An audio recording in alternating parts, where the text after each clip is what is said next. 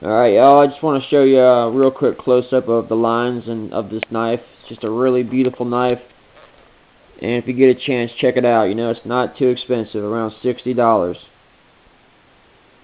Like I said, Dave, you know, this is right up your alley, bro. No pocket clip, titanium scales, precision craftsmanship, lockback design, very high polished blade and lockback. Boker, Germany. Like I said, it's my first Boker knife. This is actually my first German knife. Very, very high quality craftsmanship. Beautiful blade.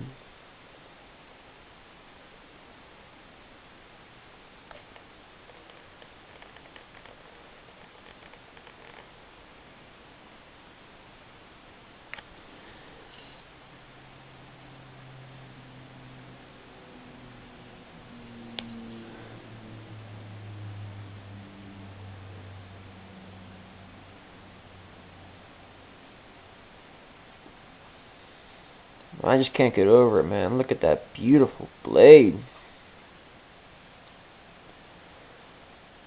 Thick, real thick.